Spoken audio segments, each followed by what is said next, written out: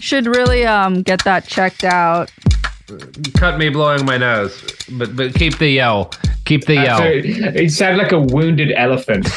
I feel like a wounded elephant. The pollen count in Oregon right now is unbelievable. I just went outside during the break between episode recordings and emptied a magazine from an AR-15 into a tree, but it does not appear to have solved the problem. So, no, you gotta get heavier than that, man. You gotta. I should have used the 308. You know. Yep. That's why they went. That's why the Army's upgraded the caliber. Yeah. They fucking you want to fuck trees. up a tree? Yeah, you really want you really want to move closer to that 30 caliber range. Yep. This episode's brought to you by 6.8 Tree Killer, the Ent Buster. Yeah, that's 338 Lapua, baby. yeah, well, that'll fuck up a James, sapling. when I was a young man, times like this, right around near the end of the year, my friends and I would go out into the woods and we would shoot down a tree in order to have a bonfire around it. And that doesn't really relate to the subject of the episode, but we often smoked cigarettes while doing it. No, interesting. Hey, it's kind of like shooting down a tree, isn't it? Because if you're actively building a consumer base, it's a bit like shooting down a tree. Yeah, you just have to hope that they can grow up faster than you can shoot them. Shoot them, yeah. That's what they say about trees. I mean, and it's also what they say about the human race, because one thing you got to give it to us is we bred slightly faster than cigarettes were able to kill us. Yeah. Once again, a win for humanity. Yeah, the Titanic dub. So, cigarettes did not get to have their real moment in the sun until a few years after the dissolution of American tobacco, which again, the Supreme Court knocks it out in 1911. Probably somewhere under 10% of smokers and a much smaller portion of the U.S. population actually smoked cigarettes. So a pretty small fraction of the U.S. adult population is smoking. Still, even as successful as our old buddy Duke was at getting people to smoke. But the thing that's going to actually start to change this and really turn around cigarettes' fortunes is the First World War. Now, James, you ever been in a trench? Yeah, I've been in a couple of trenches. So for personal and professional reasons. Yeah, they're trenches are not the cleanest places in the world, especially if it's like raining and they're muddy. You wouldn't want to have a pipe in a trench necessarily. Like you could smoke a pipe in a trench, but stuff's gonna get in it. That's kind of gross, right? That's not ideal. Yeah. And when, if you're doing trench stuff, you probably don't have time to sit down and really smoke a cigar. They take a while. Cigarettes are the... It depends on what rank you're at, doesn't it? Once you... Right. If you're sitting... Yeah. You get up to the, the field grade officers. You're fine with a cigar. They have plenty of time for cigars, and they have clean enough areas for for pipes. But if you're a working man in the trenches, the best way you have to smoke in between getting murdered by German machine guns is a cigarette. And that's really what causes a shitload of people to start adopting cigarettes. That's what actually makes it a mainstream thing, is World War I. Now, it goes well with death. It does go well with death, James. Cigarette adoption had crept up only gradually prior to this, and it had been met by a really active anti-smoking campaign the whole time. It's kind of worth noting that the first 20 years of like the 20th century, basically from like the late 1890s to like 1917, 1918, there's a very active anti-smoking campaign in the United States, and it's powered by a lot of the same voices who are also fighting for prohibition. There were even bans on the public consumption of tobacco in some states. In 1910, a doctor named Charles Peace founded the Non-Smokers Protective League, advocating for a public smoking ban in America's largest city. In 1913, the New York Times published an op-ed opposing the establishment of smoking cars in the subway. Now, these people we now know are right, like cigarettes, bad, public smoking, bad. But they're not, again, there's not strong evidence that proves cigarettes cause cancer at this point. There's not really good scientific studies at this point. So these people are just busybodies, right? Yeah, right. They can be right for the wrong reasons. What are their arguments that they don't like it? Yeah, let me tell you. Chief among the voices of non-smokers is our old friend of the pod, John Harvey Kellogg, America's cum doctor. Good, yeah. Kellogg's complaint was, quote, "Smoking has become so nearly universal among men that few non-smokers are practically ignored and their rights trampled upon." Now, that means that, like, by being around cigarette smoke, you're having your rights trampled upon. And yes, we now know secondhand smoke is seriously bad for you. Yeah. At the time we did it, and also, let's be honest here, 1917, walking around a city that's still filled with horse shit and now leaded gasoline fumes from all of the cars rolling around and industrial smoke from all of the different fucking coal factories and stuff. Cigarettes are not your number one health risk. Yeah, they're the thing, number one trampling on your right side of 1917. Yeah, it's just not the biggest problem. Look, John Harvey Kellogg, he don't give him problems. Credit. Yeah, do not give him credit for being on the right side of history with this one. So non-smokers also, it was not, again, because there's not greats. There are some of these people are ahead of their time and are saying, like, hey, this stuff has to be bad for you, and we're going to figure out, like, the way in which it's killing people later. A lot of them are just angry because they think it's gross, and a huge chunk of them are angry because cigarettes are popular with women. Right? Because women start smoking. That's a big part of the anti-smoking campaign. In 1904, New York State passes a law that makes it a crime for women to, quote, endanger the morals of children by smoking in their presence. A woman named Jenny Lasher was charged and sentenced to jail for violating it. In 1908, New York City aldermen passed an ordinance restricting public smoking by women. From the Washington Post, quote, "The Sullivan Ordinance made it illegal for restaurant and bar owners to permit women to smoke in their establishments. The stated rationale from Bowery moralist and political chieftain Tim Sullivan was that proper ladies were offended by women smoking, and it certainly wasn't any kind of attempt by a man to control women's behavior. Despite the ordinance's short duration, it lasted only 2 weeks, the sentiment underlying it was held by others as well. Women's smoking was viewed by many as taboo, associated with what Amanda Amos and Margaretha Haglund have termed louche and libidinous moral behavior." So, band name. It is a good band name. Yeah. And it's interesting. One of the things that cigarettes do is they are a big part of why it starts to become okay for men and women to socialize together who are unmarried, right? In a lot of ways. So one of the things that is common prior to cigarettes becoming mainstream, after you have like a big dinner, if you have a fancy potty, then after dinner, the men will go to smoke cigars and the women will, go clean up or something. And increasingly in the early 20s, in the early 1900s, what starts to happen is after dinner, everybody has a cigarette. And women didn't smoke cigars, but cigarettes are new. And so it's not really that weird to a lot of modern people that women would smoke them. Right. And also, there's not women's cigarettes. So everyone's smoking the same cigarettes. And increasingly, they start doing it in the same places together. Unmarried men and women just hanging out and having a smoke and talking. Scandalous. This is a big part of... This is kind of in the background of the suffrage movement, but cigarettes do play a significant role in the increasing acceptance of social equality for women, because men and women spend time together to smoke.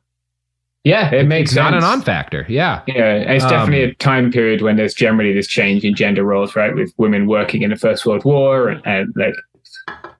Well, that's another part of it, right? Is like. Yeah. Women are taking on men's jobs. Why wouldn't they be able to smoke? Yeah. And, it's a whole thing. So smokers also started to organize to establish more public smoking places. Tobacco dealers would often back and fund local efforts to lobby for smoking cars on trains or to allow the smoking of cigarettes on the rear platform of streetcars. Within the military, there were strenuous debates as to whether or not tobacco should be legal for soldiers. In 1907, the Surgeon General of the Navy had recommended that sailors under 21 be banned from smoking cigarettes. This was outrageous to the actual men of the Navy. And one enlisted man wrote this in response. "If this cigarette recommendation is made the rule and such a thing is ordered, it's going to put all us young fellows who like them on the beam. It's all right to talk about your cigars and your pipes, but cigarettes are cigarettes. And when you once get to liking the little sticks, there's nothing that can take their place. Then don't forget that life on the ocean, with none of your women folks or girlfriends around to break the monotony, is a lot different from life ashore. And I tell you, those dream sticks help you pass away many a dreary and homesick hour." Just a bunch of Navy boys, no women around, sucking down dream sticks. Dream sticks, yeah. Direct quote from Joe Biden's speech about pardoning people with marijuana. We're banning people for dream sticks. Yeah. In an unrelated note, I saw a picture of Joe Biden with a quantum computer the other day, and it just struck me as the most wrong thing. It's like looking at Winston Churchill with a Game Boy. Like, no, those aren't supposed to be in the same photograph. Joe Biden should never have lived to see a quantum computer. It's like seeing a Diplodocus or a Tamagotchi hanging out. You don't expect it. No, that's not okay. No, that's not okay. So opposition to cigarettes in the military disappeared overnight once the United States got into World War I. Much of this had to do with Black Jack Pershing, the leader of the American Expeditionary Force, who, when asked what Americans could do to support their soldiers going overseas, gave this reply. "You ask me what we need to win this war. I answer tobacco as much as bullets." Oh, great. It's so true. It is, yeah. Yeah. We've spoken about this before, but the universal truth of conflict journalism, if you need something and you're not sure that someone's going to give it to you, you can probably get it by giving someone enough cigarettes. I keep packs on me every time I'm anywhere near, because and it's not always just getting something. Some of it is like you meet people and they're standoffish because, like, I don't know, they're fucking soldiers in a war zone whose daily life involves dealing with horrible trauma and they don't know you. And then you like bust out some Marlboros and you sit and smoke for like 20 minutes together. And then they just start talking, like that's a thing. They're useful. They work. Yeah, they're a great tool for journalism. Well, they're also, in terms of how they're being used, that's not unhealthy by the military, because cigarettes, spoilers, make you worse at everything that is important for soldiers, almost everything, right? Today, U.S. soldiers who smoke score an average of 35 points lower on PT tests. Cigarette smoking harms your night vision. Like, it's bad for your performance. Yes, they are bad for your performance in combat. In addition to, like, people get shot smoking cigarettes. Snipers see the cherries, right? That happens for sure. But one thing they do is they are a stress reliever, and we can debate in the long term, it's not a great coping strategy. But if your daily job is to get shot at repeatedly, you don't care about the long term. You just want like a moment where things feel okay. There is not a long term for a lot of people in World War I. No, especially not. And the other thing that they do is, as we just talked about, people bond while smoking. It's a part of why it's a way in which men and women start to bond socially in a way they had not in a long time in Western society. And soldiers in the trenches bond sharing smokes. Yeah. It is a thing that you do with each other.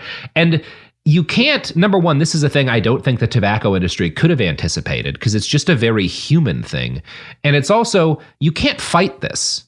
Like, there's nothing to do about it. It's just a thing that people have adopted for themselves in a difficult time.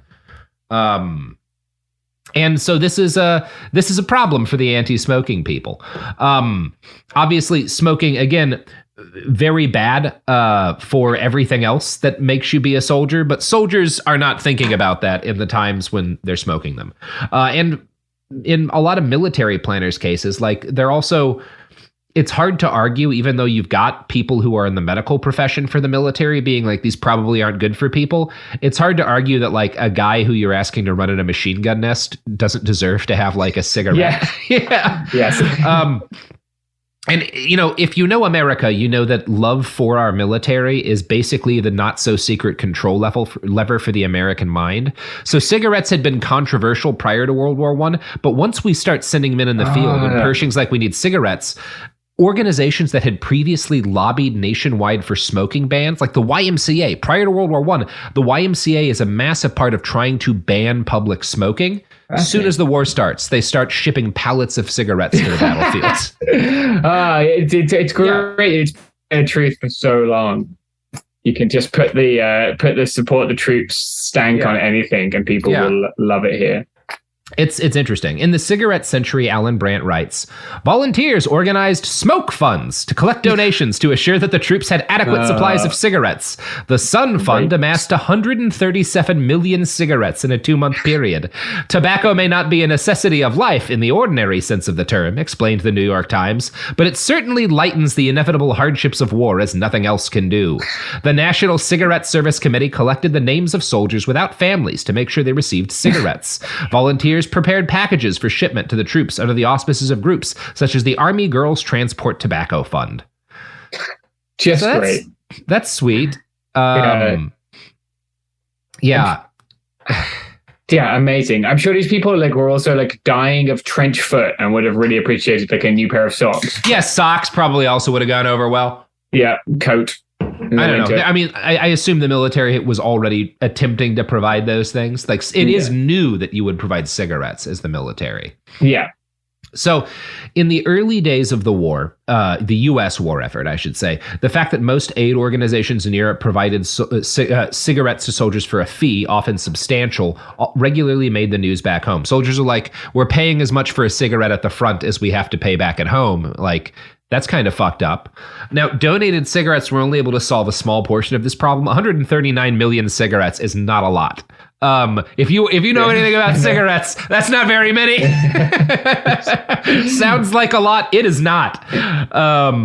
A fucking army in the field will smoke through 139 million cigarettes quicker than they'll go through that many bullets. Yeah, that is true. Donated cigarettes only solved a small number of the problems, so the War Department had to make the decision to issue tobacco rations to soldiers starting in May of 1918. The New York Times wrote of the decision, quote, "A wave of joy swept through the American army today." Great. So, and let them have it. War fever means a temporary end to the anti-smoking movement. Many men who had hated cigarettes prior to the war had become addicts while overseas, right? They're big hygiene guys before, and then they get shot at and they have a smoke in the fucking trench with their buddy. And then, for the rest of their lives, they think kindly of cigarettes. Yeah. And also the fact that the cigarette is now associated with the hard-bitten trench fighter means that you can't attack the moral character of smokers. The anti-smoking movement, they're only smoked by criminals and not white people, right? And now they're they're part of the icon of the heroic soldier, right? Yeah. So in 1900, again, barely 5% of the country smoked, or 1904, something like that. By 1940, and again, sorry, but in the start of the 1900s, about 5% of the country who smokes tobacco smokes, right? Yeah. By 1940, 40% of the United States adult population smokes on a daily basis. Whoa. Yeah. Yeah, it is a huge increase. Yeah, that is crazy. Wow. Average per consumer consumption escalated too. In 1900, Americans consumed about 54 cigarettes per person per year, right? That's the average for the whole population.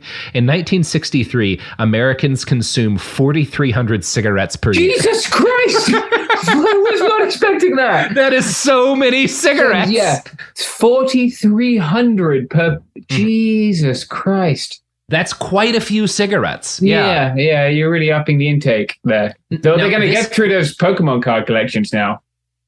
Oh, yeah. No. A lot of kids are getting a lot of baseball cards. Yep.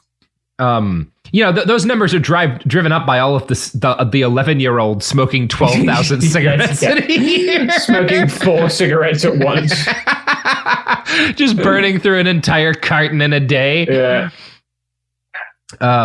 So this new wave of smokers brought with it changes in American smoking habits, largely driven by R.J. Reynolds, president of the Reynolds Tobacco Company. Richard Joshua Reynolds had been born on July 20th, 1850 in Patrick County, Virginia. His father was a tobacco farmer, and as a young man, Reynolds worked for his dad's plantation, which absolutely included a fuckload of enslaved people. Cool. R.J. was just 15 when the Civil War ended, bringing with it the first tiny surge in cigarette usage. He quickly fell in love with the things, and he turned his father's company into an industry-leading producer. And R.J. Reynolds is different from Duke in that Duke, when he smokes cigars, right? He wants to sell cigarettes. He thinks they're a good business. He doesn't understand them, right? He understands how to get people to want to buy something. He's a good marketer. He doesn't really get what people like in a cigarette. There is nothing that R.J. Reynolds loves more than cigarettes. This man, you have never loved a human being in your life the way this man loves the concept of a cigarette.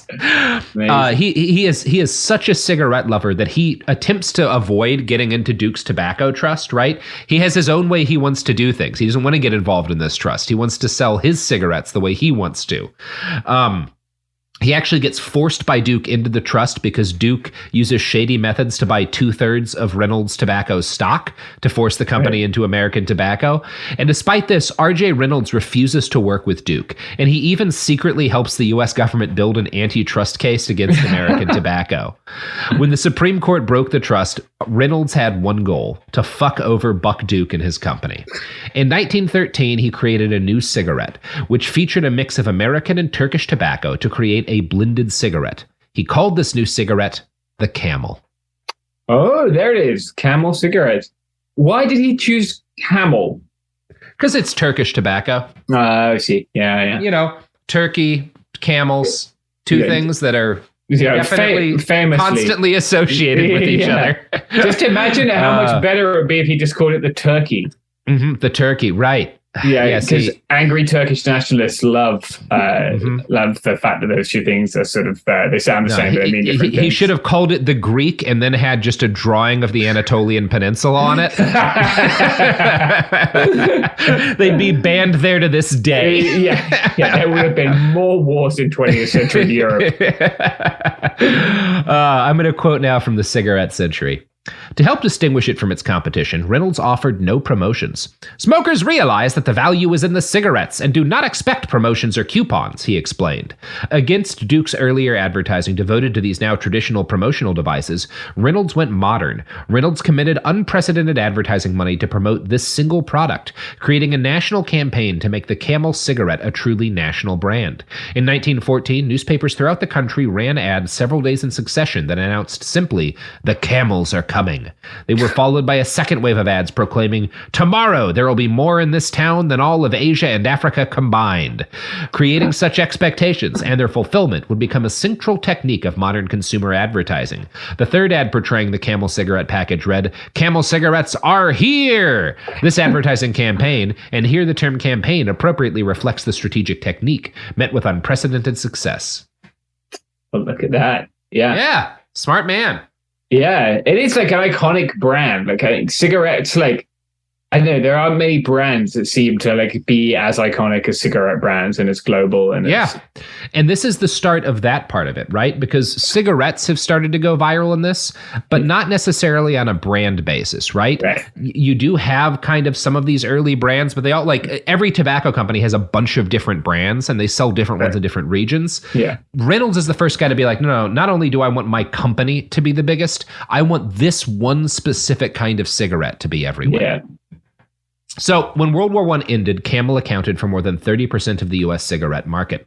Camels came into vogue just as a new generation of female smokers came onto the scene. These women had traditionally taken traditionally male jobs from men who'd left to fight, and after helping to save the U.S. economy, they didn't take well to the argument that them enjoying a smoke was some sort of sin against femininity. From the Washington Post. Cigarette advertising companies, which at the time primarily employed male advertising executives, quickly co-opted the ideas of independence that women began to assert at the polls and in the workplace. They targeted women, conveying the notions that women who smoked were independent, attractive, and even athletic. Lucky Strike's 1925 marketing pitch to women told them to reach for a Lucky instead of a Sweet. The message, smoke and you'll be thin. Oh, great. There it is. Yeah, it's pretty fun. Yeah. Wondered how long that would take.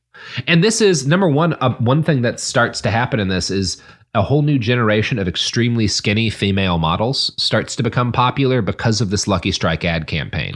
They help to create like that whole thing, that whole trend. Yeah, like distorted body image. Thanks now there's a backlash to this, and there's kind of a war between cigarettes and the candy industry. And it's very funny. One of the cigarettes that'll come on the market at this time, I think it might be Marlboro's, their advertising campaign is to like push back at Camel by being like, no, cigarettes and candy are both good for you. You should have your cigarette and your chocolate. They're a healthy treat. But no, the candy industry has to be like, the fuck are you saying about people not eating candy? Come on. We're not trying to shit on cigarettes here. They're just too nice. Willy Wonka can't bring himself. It's just when they start making candy cigarettes and really. Well, yeah, this is that. And in this period, one of the interesting things about candy cigarettes, when they first get made, they're all made with the brands of real cigarettes. So there'll be Camels. Now, not legally, they're all illegal. They're all candy companies using a brand illegally. The cigarette industry makes a concerted decision to never pursue charges over it, to never go after them. Because they're like, well, if kids get used to picking up a pack of Camels, that's a win for us. Yeah. like there's no downside to us letting them do this. Yeah, it's a win for everyone. Great. Yeah. Now, one thing that does happen in the post-war period is that female smokers are an easier target for anti-smoking advocates than soldiers who are, heroic and stuff. Yeah. When the 18th Amendment gets passed, banning the sale of alcohol, moral crusaders like evangelist Billy Sunday turned their attention to tobacco, saying in one speech, "Prohibition is won. Now for tobacco." The Women's Christian Temperance Union issued a pamphlet titled "Smoking Next."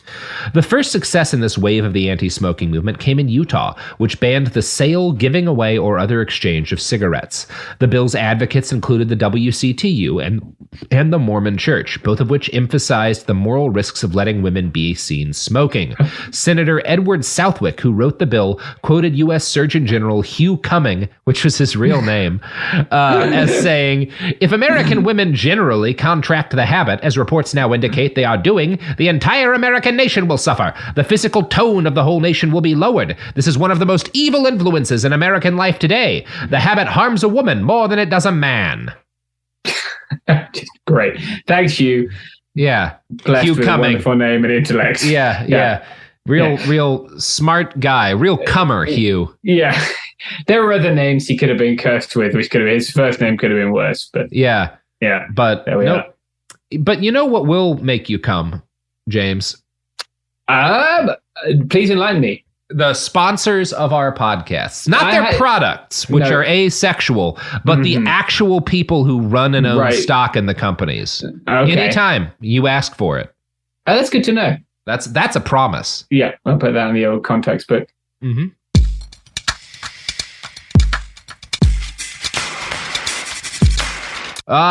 We're back.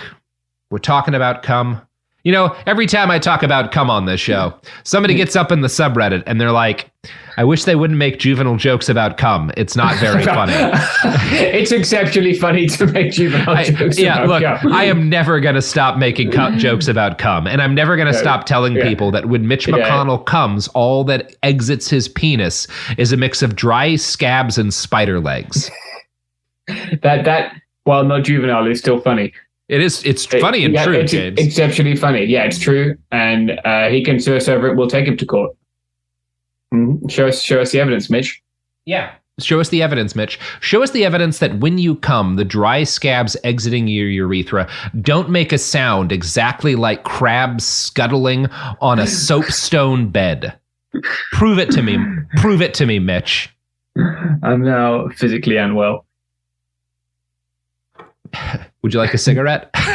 Yeah. I think I've been traumatized on a level that's similar to someone justifies World tobacco. War I. Yeah. I'd like to shorten my life. Yes. Well, why don't you reach for a Lucky instead of a Sweet? That will help me maintain my girlish physique. So, as we've just come back, the Surgeon General has been like, this is going to lower the moral tone of women. And again, I just so that I'm not mistaken, cigarettes are bad. Don't smoke them. These people are technically in the right, but they're in the right for the wrong reasons usually. So fuck them. I'm going to quote again from Alan Brandt here.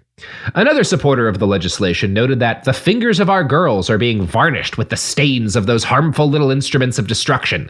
Just as earlier opponents of the cigarette had done, Senator Southwick argued that the use of the cigarette violated the liberties of non-smokers, which is fair, offended moral sensibilities, which is unfair, and polluted public space, which is, we'll call that one mixed. We cannot bring our wives and daughters to the city, he wrote, and cannot come along without encountering tobacco smoke everywhere as that saturates our clothing and nauseates us. Personal liberty, ours is as inviolate or should be as theirs. Amazing. Like at a time when like industry is ripping children's arms off their bodies. Oh yeah, and people are just burning pure petroleum jelly in the back of a fucking Model T. Just pouring some lead into the reserve lead tank. Yeah, again. Fucking 1922, your worst encounter is not going to be with tobacco smoke in the streets of a city. The coal-burning colonialism factory isn't a problem. It's women smoking that we need to worry about. Now, By 1922, 16 states had banned or restricted cigarette sales and promotion, but none of these restrictions lasted long. The disaster that was prohibition and the growing number of tobacco addicts made the anti-smoking cause untenable. A chief issue with the fight to restrict smoking was the fact that it rested mostly on moral panic grounds, right? Again, if all of these people are saying smoking is horrible for your health and so we shouldn't be doing it, that's one thing. But a lot of them are being like, well, women shouldn't be smoking. It's bad for kids to see it. It's going to stain their hands. They don't have, at this point, they don't have widely agreed upon medical evidence that smoking is bad for you. And in fact, a lot of doctors will argue that smoking is, if not healthy, then not a serious harm. It was not as common in this period to have doctors be like, smoking clears your lungs. But most of them tended to be like, well, it's not that bad for you, right? It's it is like eating candy, right? That's what they, yes, it's not like eating candy. Please, I'm not saying that someone's going to get really angry at me. I'm just saying if you're a doctor in the 20s, odds are, rather than saying smoking is bad for you, you're saying like, well, it's probably okay to have the occasional cigarette as part of a balanced diet or whatever, you know? Right. And again, doctors are heavily debating as the 30s dawn whether or not smoking causes cancer. There were studies by this point that showed a correlation between self-reported smoking habits and lung cancer. And by the 1920s, rates of lung cancer had started to soar.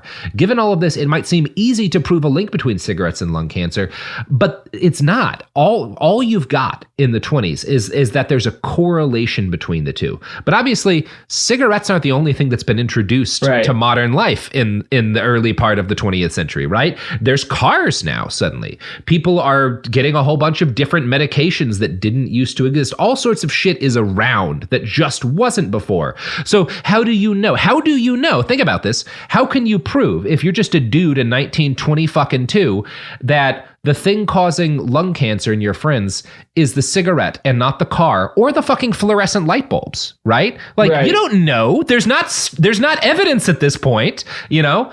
Yeah, they're just part of this industrial modernity. A lot has changed really quickly. Yeah. And there's some surprisingly logical reasons to question the early science.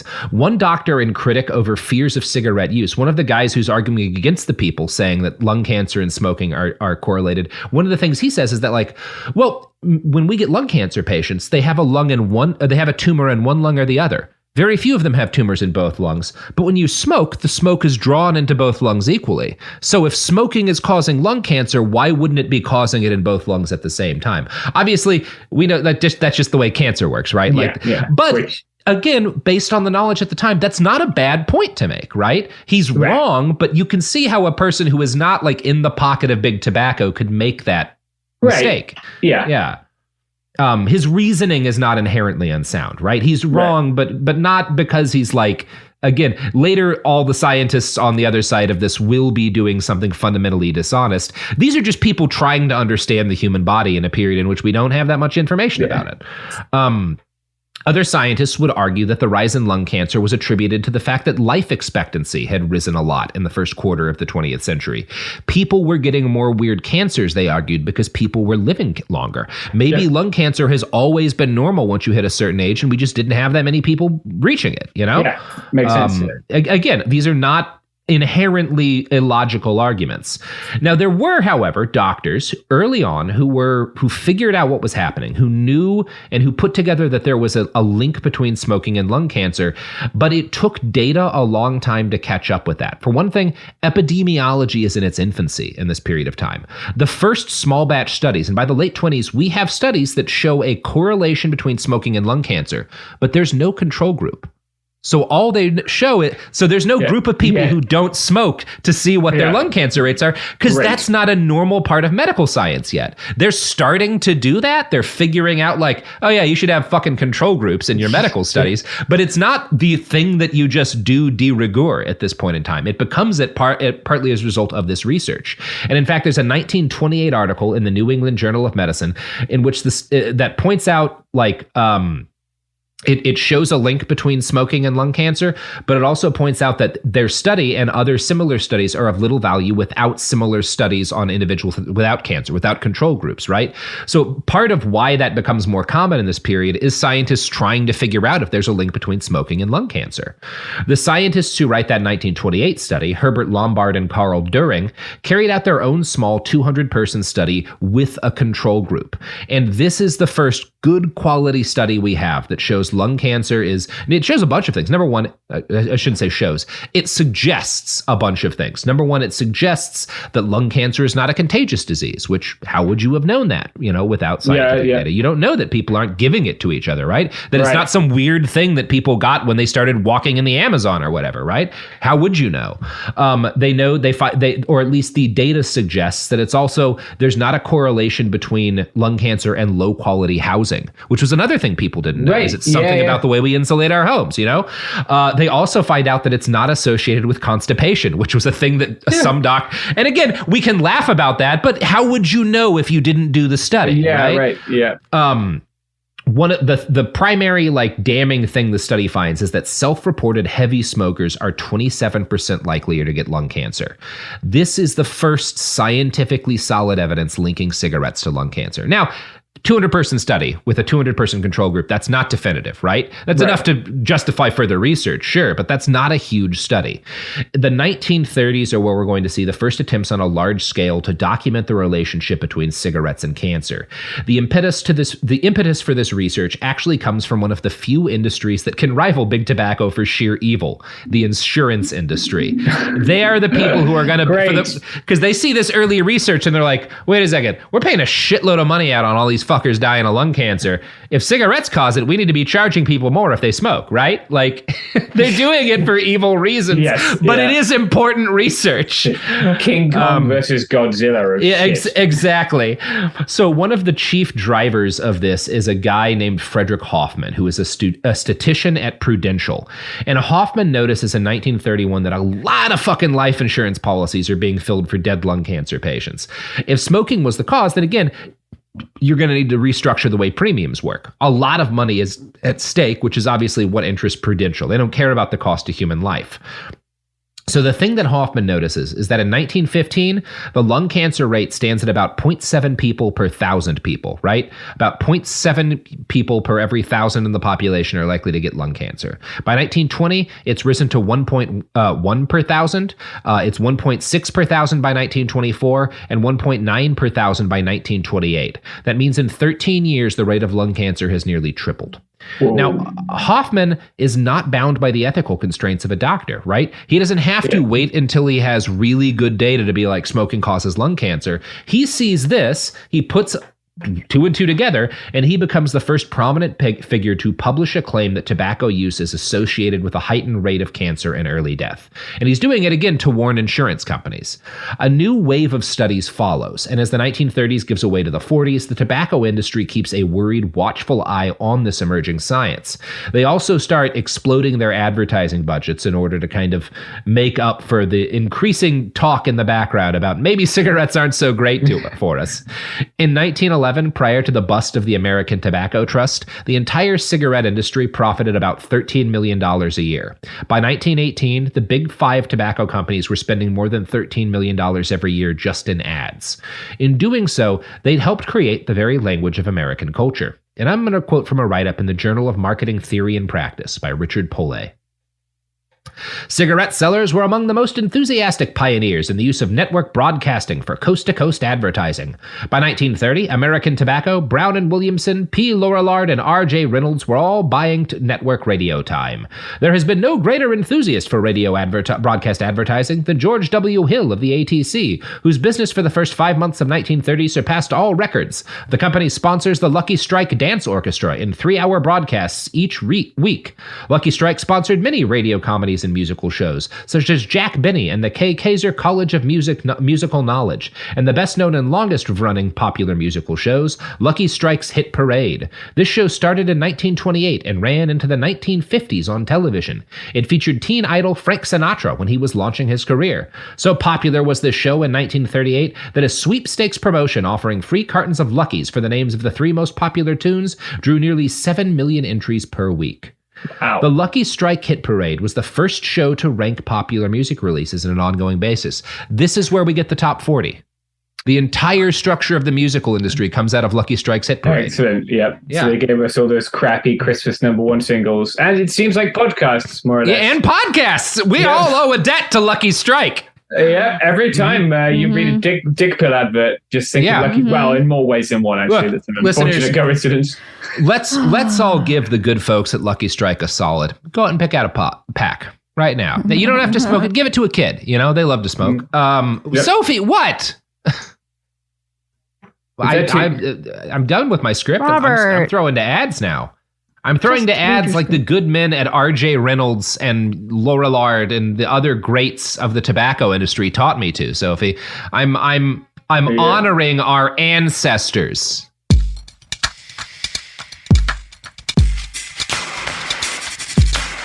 We're back. Yep, so we all had a cigarette and we're ready to go. Cigarettes have now just invented the modern music industry. The lunatics taken over the asylum now. So. James, do not encourage his behavior. They had a couple of lucky strikes. They felt better and they took over the asylum.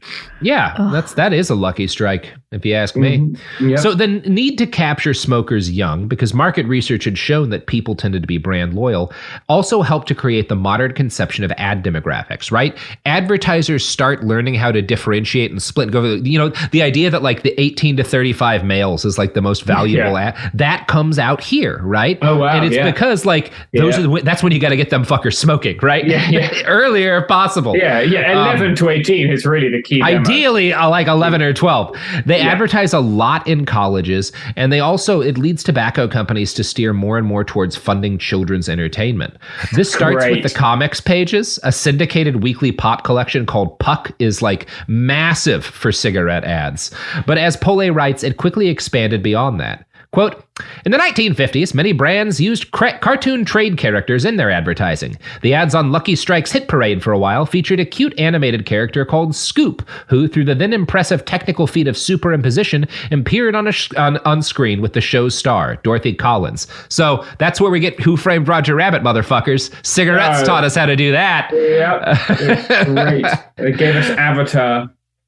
Philip Morris used cartoons when advertising on I Love Lucy. Lorillard created TV cartoon ads for Old Gold that featured the voices of their Honeymooners stars, Jackie Gleason and Art Carney. This presaged the Winston spots that employed the animated hit characters from The Flintstones, a totally cartoon show they sponsored, whose voices, structure, and sense of humor all imitated the Honeymooners. And I think a lot of people are vaguely aware that the Flintstones used to have cigarette ads. You knew that, right? No, I didn't think so. No. That's why it was created. The Flintstones were made as a cigarette ad. And to get an idea for how blatant this advertising was, you need to see some old episodes of the Flintstones. And I think this one includes a representative scene. You should know to understand what's happening on the screen. Right at the start of this, we see Fred and Barney kind of like hanging out in the yard on their asses while their wives are doing like yard work and house chores. So they're like chilling out watching their wives work. Right. Good stuff. They sure work hard, don't they, Barney? Yeah. I hate to see them work so hard. Yeah, me too. Let's go around back where we can't see them. Gee, we ought to do something, Fred. Okay. How's about taking a nap? Hey, I got a better idea. Let's take a Winston break. That's it. Winston's the one filter cigarette that delivers flavor 20 times a pack. Winston's got that filter blend. Yeah, Fred. Filter blend makes the big taste difference, and only Winston has it up front where it counts. Here, ahead of the pure white filter. Winston packs rich tobaccos specially selected and specially processed for good flavor in filter smoking. Yeah, that's still going. Winston tastes good, like cigarette should. Yeah, Wow. that is a lot of cigarette advertising. Yeah, I was at first I was appalled by the directness of it, but then just the duration of it. Yeah. Wow. They really were committed to selling kids cigarettes. Yeah. Winston, also not a great name compared to like Camel. No, It's Camel, just, Marlboro. yeah, just a dude called Winston with little imagination. Yeah. Yeah, wow, that was amazing. Just, it's the like, best. Yeah, that is like Alex Jones tier. Just transition from content to ads. Fucking Barney Rubble wants to get your ass into a pack of Winstons. Yeah, it's going to be doing, what is it, fucking silver or whatever Alex Jones is trying to sell you now. Like colloidal silver. Yeah. Toothpaste that you can shoot up your ass. I don't know. Yeah, nor do I care. I don't think our listenership overlaps, so no one else knows either, so it's fine. No, our listeners are buying a lot of gold now because of those gold ads running. Oh, yeah, well, that's good. It's been a success. We'll have to get them back for the next season. Yeah, we love the gold ad, people. You know, I'm gonna do a free ad right now. Buy gold. It's the cigarettes of currency. Well, actually, that's cigarettes. Gold's almost as valuable as cigarettes in a pinch. So pick some up today. Smoke it. Why don't you? You know what, James? I have an idea. Why don't we make a lot of money?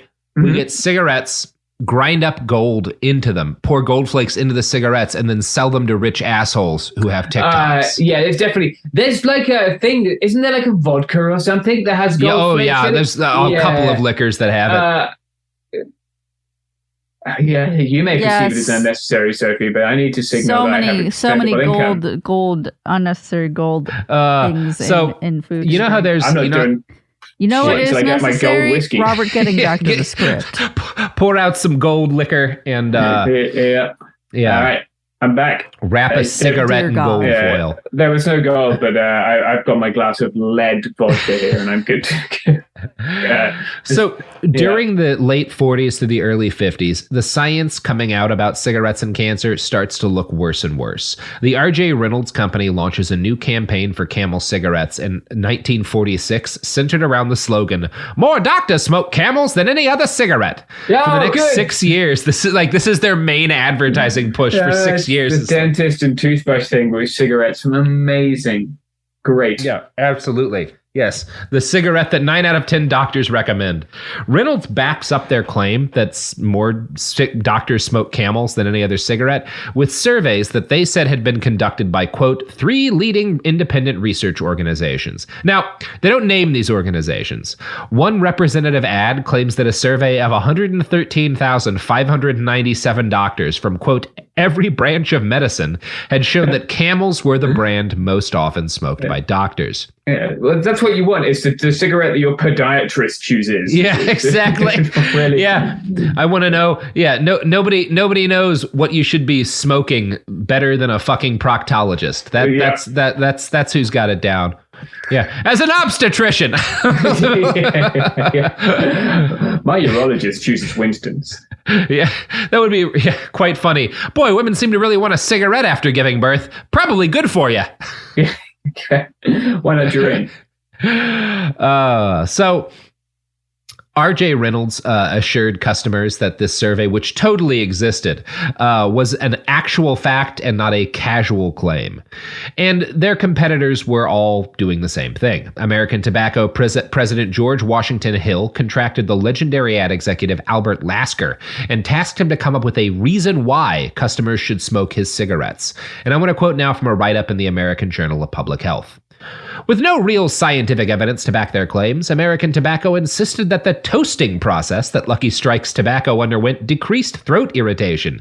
In fact, Lucky Strike's curing process did not significantly differ from that of other brands. Related campaigns emphasized that Lucky's would help consumers, especially women, their new market, stay trim since they could reach for a Lucky instead of a sweet. Along with these persistent health claims, a typical advertisement from 1930 boldly stated that 20,679 physicians say Luckies are less irritating. Great. Now, James, do you want to know how they'd gotten the information that Luckies were seen as less irritating by doctors? Did they send them like a packet of Lucky Strikes and also just a box of asbestos? Yeah, they sure did. Yeah, their advertising agency, Lloyd Thomas and Logan, sent cigarette cartons to physicians in 1926, 1927, and 1928, and then asked them to answer, are Lucky Strike cigarettes less irritating to tender throats than other cigarettes? And the doctors were like, yeah, I want more free cigarettes. Sure. Yeah, what's the free cigarette box? Cool, I'll take that one. Great, good. That's how science is done. That is how science is done. Yep. Now, touting the toasting process and the accompanying cover letter, advertising executive Thomas Logan pointed out the virtues of Lucky Strikes and claimed that they had, quote, heard from a good many people that they could smoke Lucky Strikes with perfect comfort to their throats. American Tobacco used doctors' responses to this survey in order to push the claim that Lucky Strikes are less irritating. The toasting, as they explained, is, quote, your throat protection against irritation, against cough. Thank God they figured out toasting.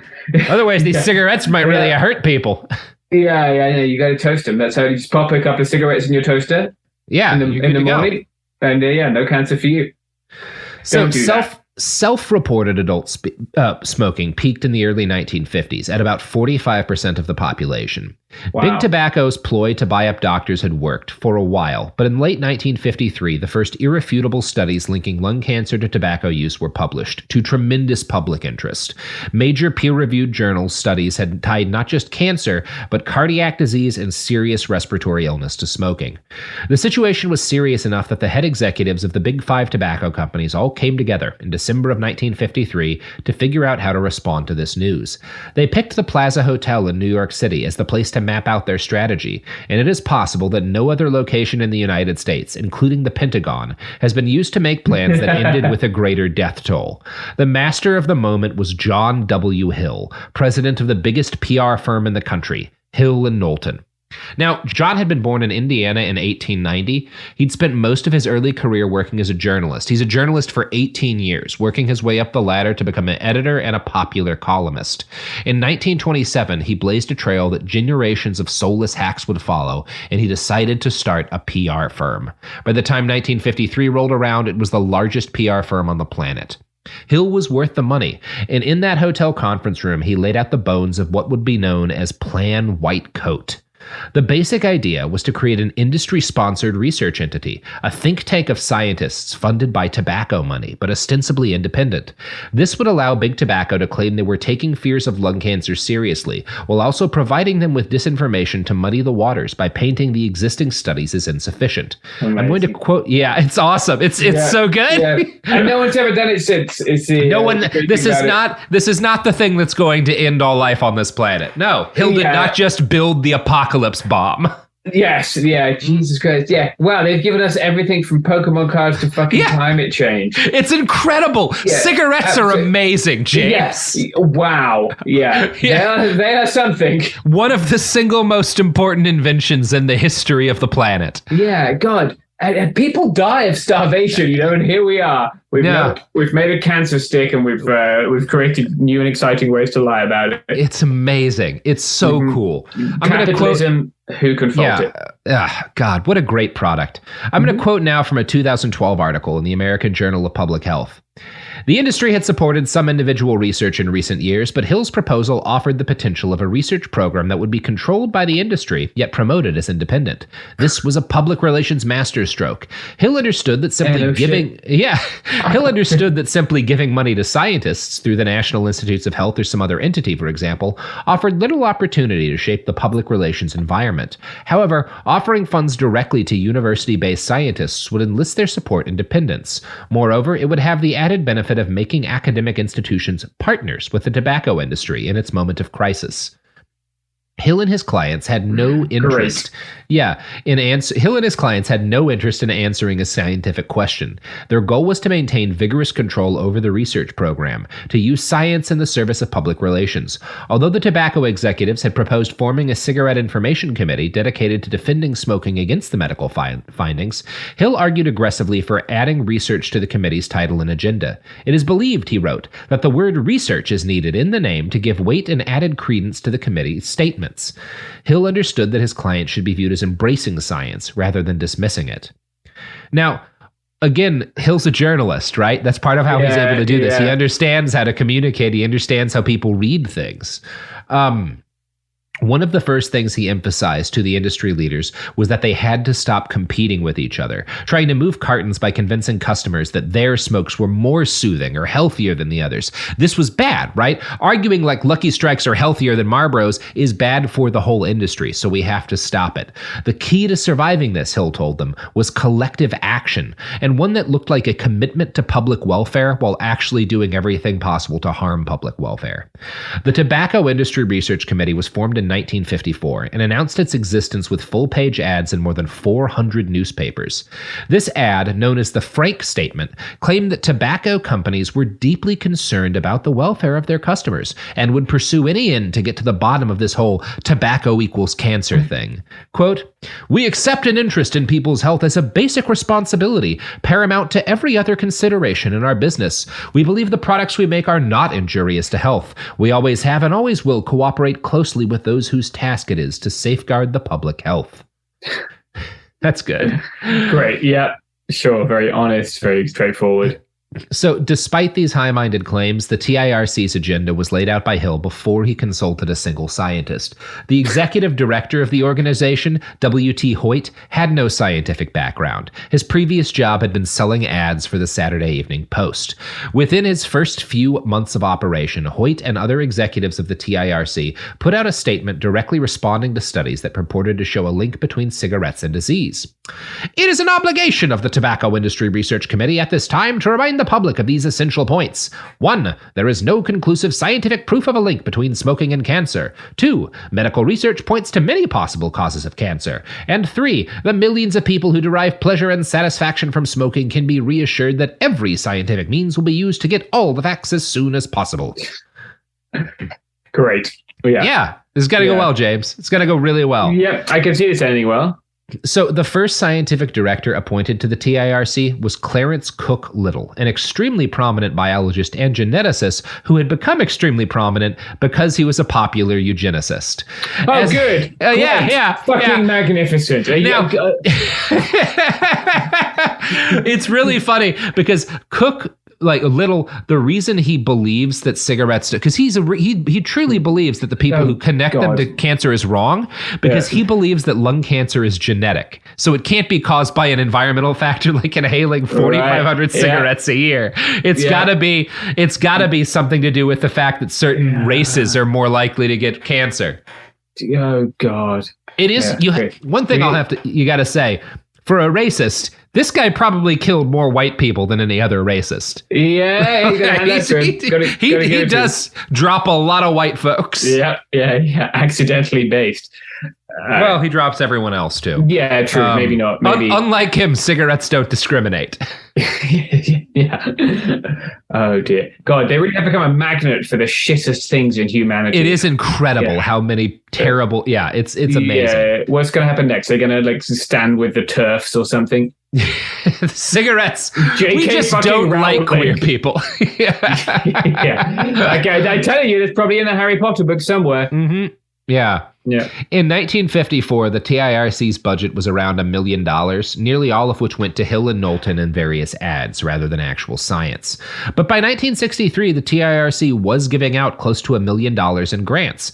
These funded research, actual scientific research, but they picked the kind of research carefully. So we're not going to do research into what causes lung cancer, but we'll do research into how cancer develops over time and how it grows in the body and ways to fight it and stuff.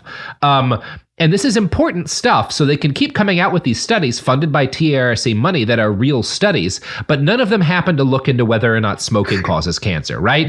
Great. You can look at how genetics or virology impacts cancer rates, and those are important things to study, but by picking what gets funded specifically, they are very, very purposefully drawing attention away. Putting better airbags in the no brakes model of our car. So this strategy worked for decades, distracting the public and lawmakers from any actions that might negatively impact the rate at which people smoked. Key to the success of this program was Hill's understanding of how journalism worked. From that Journal of Public Health article, Hill understood that the success of any public relations strategy was highly dependent on face-to-face interpersonal relations with important media outlets. Each time the TIRC issued a press release, the Hill and Knowlton organization would initiate a personal contact. The firm systematically documented the courtship of newspapers and magazines, where it could urge balance and fairness in the industry. In these entreaties on behalf of the industry, the firm's staffers repeated several key themes. First, they would note that the industry completely understood its important public responsibilities. Second, they would affirm that the industry was deeply committed to investigating all of the scientific questions relevant to resolving the controversy. Third, they urged skepticism regarding statistical studies. Finally, they offered members of the media a long list of independent skeptics to consult to ensure balance in their presentations. Great. He's also responsible for the dozens of direct marketing emails I get every single day. Yes. Yeah.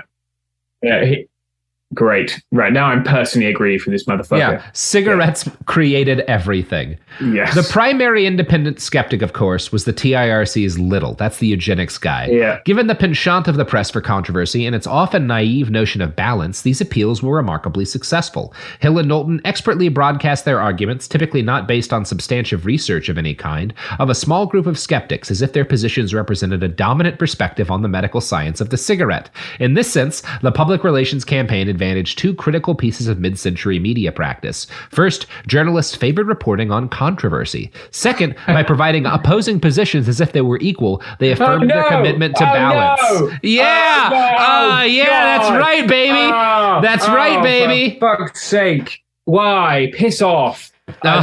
Yeah, no, they've invented both sidesing it. They did invent both sidesing it. So they gave us Donald Trump, is what you're telling me. Yeah, they gave us Donald Trump. They gave us climate change denial. They gave us a fucking lot of the gun industries. Barry Weiss. Tactics. Barry Weiss. All of that shit comes from big tobacco. Yeah, God. They gave us the fucking Iraq War. All of these strategies are the things that they pioneered all of those strategies, and that's where we're going to end for the day, James. No, let's stop. I've become enraged. We will talk in more detail about the tobacco industry later, but yeah, this is how they. There's a bigger story in kind of how they kept this up as it became increasingly obvious that cigarettes caused cancer, and how they advertised to children in the 90s and stuff, and Joe Camel. There's a story in how they tried to destroy the lives of people who blew the whistle on them, like former tobacco employees. And we'll talk about all of those one day, but this is the story of how tobacco invented everything in the modern world. Yeah, great. I feel really good about all the things that we've got from it. It's cool that you can tie Funko Pop's climate change denial and the Iraq War all to trying to get people to smoke. Yes, yeah, it's really great, and capitalism has done us nothing but good. Yeah, Pokemon and medical patents all have cigarettes to thank. Yeah, God. It's just unfathomable. It's terrible. It's fucking awful. Yeah. It's the nature of the system we live in.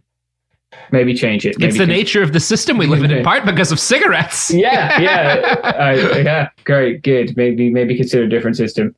Yeah, maybe consider a system in which it's not possible to do this. The good thing is, Robert, that none of these issues are tied to vaping, which is fine and totally normal and good, and therefore you should just get a Fruit Loop vape. Yeah, get a flavored vape. Buy some of that. I don't know what else. What drugs do kids like to do today? Get some of that flavored fentanyl. Tide Pods. Mix your fentanyl and your Tide Pods together, kids. Have a good one. Mm-hmm. They're doing that on Ticking the Talk right now, from what I understand. Yeah, TikTok, another thing that probably doesn't have health consequences. James, is there anything you'd like to plug? Apart from Tide Pods. Let me think. Yeah, we talked about the podcast. I've written a book. It's called The Popular Front and the 1936 Barcelona Olympics. You can probably find it at the library. Then you won't be helping to create the system which gave us, Pokemon cards and everyone having cancer. And you can find me on Twitter. It's just my name, James Bond, Stout like the beer. Well, I think that's all. Anarchism is the other thing I always like to plug on podcasts, so maybe read Kropotkin. And we're doing an It Could Happen Here live stream virtual show on October 26th. Yeah, motherfuckers. Yep. So pick up a pack of Lucky Strikes. I want to see all of you beautiful people smoking when we do our live show. Just really burn them down. Nothing raises the value of a house faster than smoking cigarettes in it. Robert, shut the fuck up. Go back to return to tradition by sticking 2 cigarettes up your nose and smoking them that way. Yeah, smoke your cigarettes the traditional way. Mm-hmm. Anyway, bye. We're done. Behind the Bastards is a production of Cool Zone Media. For more from Cool Zone Media, visit our website, coolzonemedia.com, or check us out on the iHeartRadio app, Apple Podcasts, or wherever you get your podcasts.